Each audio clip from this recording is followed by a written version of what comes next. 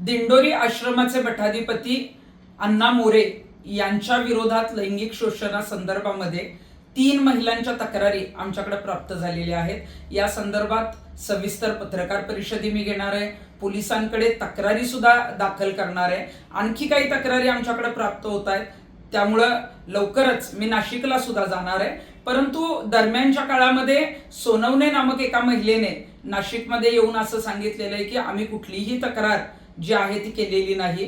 तर आमच्याकडे सोनवणे नामक महिलेची कुठलीच तक्रार आलेली नाही। ज्या महिला आमच्याकडे आलेल्या आहेत त्यांची तक्रार जी रितसर आहे ती पोलिसांकडे आम्ही देणार आहोत। मग जी महिला आमच्याकडे आलीच नाही ती महिला पत्रकारांना का अशा पद्धतीनं सांगत आहे?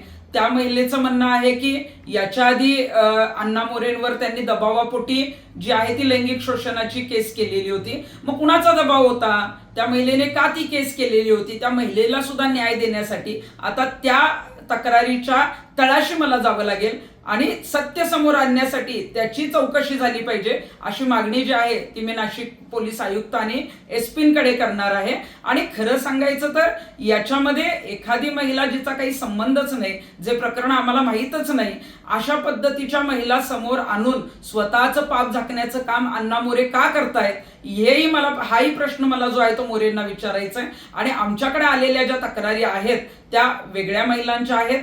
3 तक्रारी आम्हाला प्राप्त झालेल्या आहेत, काही ऑडिओ आमच्याकडे आलेले आहेत, काही व्हिडिओ आलेले आहेत आणि लवकरच या संदर्भामध्ये सविस्तर पत्रकार परिषद मी घेणार आहे।